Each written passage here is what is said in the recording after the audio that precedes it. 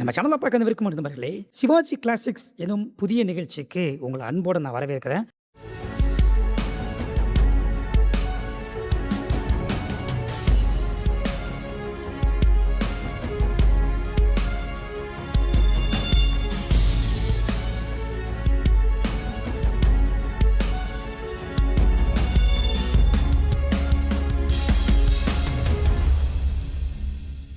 Only Sivaji Ganesan சேனல்ல சிவாஜி கணேசன் சிறப்புகள், சிவாஜி திரை இந்த மாதிரி நிகழ்ச்சிகளை கடந்து இப்போ சிவாஜி கணேசன் கிளாசிக்ஸ் அப்படின்னு சொல்லக்கூடிய இந்த ஒரு புதிய நிகழ்ச்சியை நம்ம உருவாக்கியிருக்கோம். இந்த நிகழ்ச்சியுடைய காரணம் என்ன? ஆக்சுவலா நடிகர் திலகத்துடைய படங்களையும் அந்த படங்கள் பேசக்கூடிய கருத்துக்களையும் இப்போ இருக்கக்கூடிய 2K ஜெனரேஷன் பர்சன்ஸுக்கும் ஜென்சிக்கும் எடுத்துட்டு போகணும் அப்படின்றது தான் இந்த ப்ரோக்ராமோடைய மெயின் காரணமே. கேட்கறதுக்கு ரொம்ப இன்ட்ரெஸ்டிங்கா இருக்குல்ல? ஆனா இதே சமயம் உங்களுக்கு ஒரு கேள்வி வரும். 2K ஜெனரேஷன்ஸ்க்கும் ஜென்சிக்கும் தான் நீ இந்த மாதிரி விஷயங்களை பண்ண போறேன்னு சொல்ற, அப்ப படத்தை மட்டும் எதுக்கு சிவாஜி ரசிகர்களை சூஸ் பண்ண வைக்கிற அப்படின்னு சொல்லி கேட்டீங்கன்னா, அதுதான் எங்க மெயின் விஷயமே. நீங்க எந்த டைம்ல எந்த படத்தை இப்ப இருக்கக்கூடிய ஜெனரேஷன்ஸ்ல இருக்கவங்க பார்த்தா நல்லா இருக்கும் அப்படின்றத சொல்ல போறீங்க. அதனாலதான் வாரம் வாரம் ரசிகர்கள்ட்ட கேள்விகளை கேட்டு அவங்க சொல்லக்கூடிய படங்கள்ல இருந்து ஒரு படத்தை சூஸ் பண்ணி நம்ம இந்த ப்ரோக்ராமை ரன் பண்ண போறோம். இன்னைக்கு ஃபர்ஸ்ட் எந்த படத்தை பத்தி பேச போறோம் அப்படின்றது உங்களுக்கு தெரிஞ்சிருக்கும்.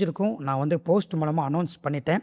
வசந்த மாளிகை திரைப்படம் சிவாஜியுடைய ஃபிலிம் கரியர்ல one of the best film அப்படின்னா அது வசந்த மாளிகை திரைப்படம் தான். அந்த படத்தை இந்த ப்ரோக்ராம்ல ஆடியன்ஸ் பேசுறதுக்கு சூஸ் பண்ணியிருக்காங்க அப்படின்றது எனக்குமே ரொம்ப சந்தோஷமா இருக்குது. ஸோ அப்படிப்பட்ட படத்தை பத்தி தான் இன்னைக்கு பார்க்க போறோம். முதல் வீடியோ விமர்சன வீடியோ.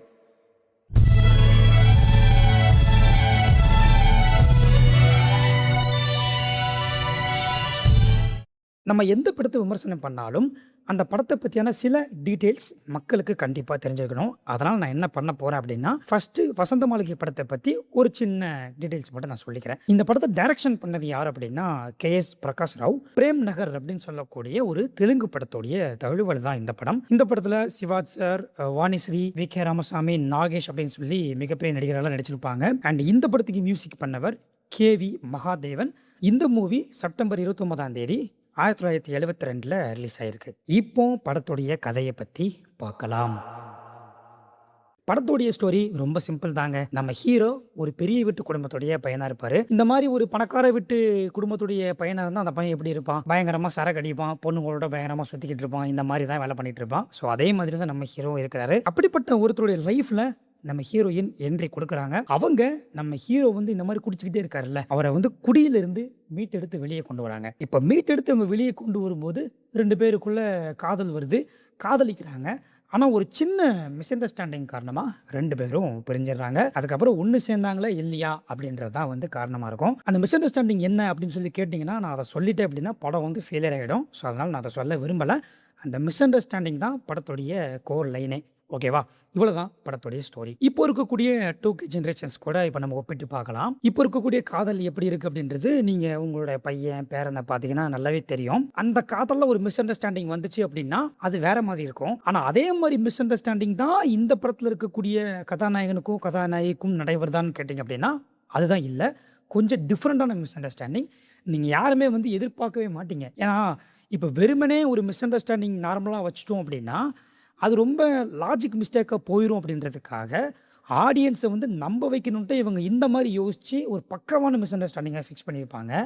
அதனால தான் என்னவோ தெரியல, இந்த படம் வந்து எந்த இடத்துலையுமே நமக்கு வந்து லாஜிக் மிஸ்டேக்கே தெரியாது. அதுக்கப்புறம் லவ். இன்றைக்கி இருக்க ஜென்ரேஷனில் வந்து லவ்வே வந்து நிறைய பார்ட்டை பிடிச்சி வச்சுருக்காங்க. ஆனால் ஒரு பியூர் லவ்னா எப்படி இருக்கும் அப்படின்றத நீங்கள் இந்த ஒரு காதல் மூலமாக தெரிஞ்சுக்கலாம். இன்றைக்கி ஜென்ரேஷனில் லவ்வுக்கு ஒரு அட்வைஸ் பண்ணுவாங்க. என்ன அப்படின்னா, காதலனும் காதலியும் வந்து நல்லா பேசி பழகி புரிஞ்சுக்கிட்டு லவ் பண்ணுங்க அப்படின்ற மாதிரி சொல்லியிருப்பாங்க. ஸோ அதே மாதிரி கான்செப்டை 1972 இந்த படத்தில் பேசியிருப்பாங்க. ஆக்சுவலாக 2 பேர்த்துக்குமான அந்த லவ் அப்படின்றது பார்த்த உடனே வரக்கூடிய லவ்வாக இருக்கவே இருக்காது. பேசி புரிஞ்சுக்கிட்டு தான் 2 பேருமே லவ் பண்ணுவாங்க.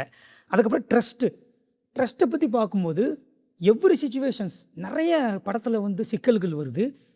ஒரு சிக்கல்கள்லேயும் வந்து கதாநாயகன் வந்து கதாநாயகி விட்டு கொடுக்க மாட்டாங்க. அதே மாதிரி கதாநாயகியும் கதாநாயகனை விட்டு கொடுக்க மாட்டாங்க. இந்த மாதிரி நிறைய விஷயங்கள் படத்தில் வந்து இருக்கும். இப்போ இருக்கிற மாதிரி சோஷியல் மீடியாவில் இப்போ கிடையாது இல்லையா? அதே மாதிரி லெட்டர் மூலமாக லவ் பண்ணுற விஷயமும் கிடையாது. ஏன்னா இந்த 90ஸ்க்கு அப்புறமா தான் அதெல்லாமே வந்துச்சு. பட் அதுக்கு முன்னாடி உள்ள லவ் அப்படின்றது எப்படி இருக்கும் அப்படிங்கிறது ரொம்ப பியூராக வந்து காமிச்சிருப்பாங்க. சரிப்பா, இவ்வளோ விஷயம் சொல்லிட்டேன். ஓகே, இந்த படம் இப்போ இருக்கக்கூடிய 2K ஜென்ரேஷன்ஸ்க்கோ இல்லை ஜென்சிக்கோ கனெக்ட் ஆகுமா அப்படின்னு கேட்டிங்க அப்படின்னா, ஒரு 50% தான் கனெக்ட் ஆகும் அப்படின்னு சொல்லி நான் சொல்லுவேன். ஏன் அப்படின்னு சொல்லி கேட்டிங்க அப்படின்னா, படத்துல சொல்லியிருக்கக்கூடிய காதல் அப்படின்றது அப்பத்திலிருந்து இப்போ வரைக்கும் ஒண்ணே ஒண்ணு தான். அது மாறப்போறதில்ல. ஆனா சொல்லியிருக்கக்கூடிய விதம்னு ஒண்ணு இருக்குல்ல, அது வந்து கண்டிப்பா இப்ப இருக்கக்கூடிய 2K ஜெனரேஷன்ஸ்க்கு ஒரு 50% தான் கனெக்ட் ஆகும். இன்னைக்கு ஜெனரேஷன்ல ஒரு காதலன் ப்ரப்போஸ் பண்ணக்கூடிய வழிமுறைகள் அப்படின்றது மாறிப்போச்சு. அந்த கல்ச்சருமே இப்ப மாத்திட்டாங்க. ஆனா இந்த படத்துல வந்து 70ஸ்ல ப்ரப்போஸ் பண்ணக்கூடிய அந்த ஒரு கல்ச்சர் இருக்கும்ல, அத காட்டியிருக்கிறதுனால மேபி இப்போ இருக்க ஜெனரேஷன்ஸ்க்கு இது கொஞ்சம் கனெக்ட் ஆகுறது கஷ்டம். என்னப்பா கஷ்டம்னு சொல்ற? அப்படின்னு கேட்டிங்கன்னா, லவ் கனெக்ட் ஆகும். ஆனா படம் வந்து கொஞ்சம் ஸ்லோவா போறதுனால பொறுமையா இருந்து பார்ப்பாங்களா? இதுதான் கேள்வி. அதனால தான் நான் சொல்றேன். வேற ஒண்ணும் இல்ல. ஆனா அதே சமயம் இப்போ இருக்கக்கூடிய 2K ஜெனரேஷன்ஸ்க்கும், ஜென்ஸிக்கும் கனெக்ட் ஆகுற மாரி ஒரு விஷயமும் இந்த படத்துல இருக்கு. அது என்னன்னா, இந்த படத்துடைய காமெடி. வசந்த மாளிகை படத்த நம்ம இப்ப பார்த்தா கூட, அந்த படத்துடைய காமெடி வந்து நமக்கு பழசாவே தெரியாது. ஏன்னா, அந்த படத்துல காமிச்சிருக்க மாதிரியான காமெடி வந்து இன்னைக்கு வரைக்கும் ஈவன் 2026 வரைக்குமே வந்து படத்துல வெளிவரவே இல்ல. ஸோ அப்படி இருக்கும்போது, அந்த ஒரு ட்ரேட் மார்க்க யாருமே இன்னும் உடைக்கலன்றதுனால, அந்த படத்துடைய காமெடி வந்து நமக்கு எப்ப பார்த்தாலுமே அது புதுசா தான் இருக்கும். ஈவன் அத ஜென்ஸி வாட்ச் பண்ணா கூட அவங்களுக்குமே வந்து அது புதுசா தான் இருக்கும். பழைய காமெடி மாரியே ஃபீலே ஆகாது. அதுக்கப்புறம் இன்னொரு விஷயமே இந்த படத்துல இருக்கு. இப்போ இருக்கக்கூடிய ஒரு பணக்கார வீட்டு பையன் எப்படி இருப்பான்? எல்லா பசங்களையும் சொல்ல முடியாது. சில பசங்க வந்து அப்பாவுடைய சொத்த வந்து மிஸ்யூஸ் பண்ணுவாங்கல்ல. அந்த மாரி பசங்கலாம் எப்படி இருப்பாங்க?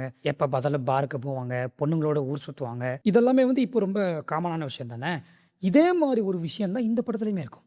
அதாவது 1972ல ஒரு பணக்கார வீட்டு பையன் எப்படி இருந்தானோ, அதே மாதிரி தான் இப்பவும் இருக்கான். ஸோ இதனாலேயே எனக்கு இந்த படத்துல இந்த ஒரு விஷயத்த பார்க்கும்போது ரொம்பவே நல்லா கனெக்ட் ஆச்சு. அதுக்கப்புறம் சாங்ஸு என்னதான் வந்து இப்போ ஜெனரேஷன்ல சாங்ஸ் மாறுனாலுமே, ஒரு மெலோடி அப்படின்னு பார்க்கும்போது, இன்னைக்கு இருக்க ஜெனரேஷன்ஸ்ல ஒரு 2Kயோ இல்ல ஜென்ஸியோ மெலோடி வந்து விரும்புறாங்க. ஸோ அப்போ இந்த பாட்டு வந்து நல்லாவே கனெக்ட் ஆகும். ஒரு பழைய பாடல் அப்படின்ற ஃபீல் வரவே வராது. ஏன்னா லிரிக்ஸ் வைஸாவும் சரி, டியூன் வைஸாவும் சரி அவங்களுக்கு போர் அடிக்காது. ஓவராலா இந்த படம் எப்படி இருக்கும் அப்படின்னு கேட்டிங்கன்னா, இன்னைக்கு இருக்கக்கூடிய 2K ஜெனரேஷன்ஸ்க்கும், ஜென்ஸிக்கும் இந்த படம் ஒரு முக்கியமான படம்னே சொல்லலாம். கண்டிப்பா ஒரு டைமாவது பார்க்கலாம். ஏன்னா பார்த்தா தான் நல்லது. ஒரு பியூர் லவ் எப்படிப்பட்டது அப்படின்றத நீங்க இந்த படத்த பார்த்து தெரிஞ்சுக்கலாம். இன்னைக்கு நீங்க நெறைய படங்கள பார்த்து வளரலாம். நெறைய காதல பார்த்து வளரலாம். ஆனா இந்த படத்துல சொல்லியிருக்கக்கூடிய காதல வந்து நீங்க கேட்டீங்க அப்படின்னா, ரொம்ப சூப்பரா இருக்கும். அதனால கண்டிப்பா இந்த படத்த போய் எல்லாரும் YouTubeல பாருங்க. YouTubeலயே இருக்கு.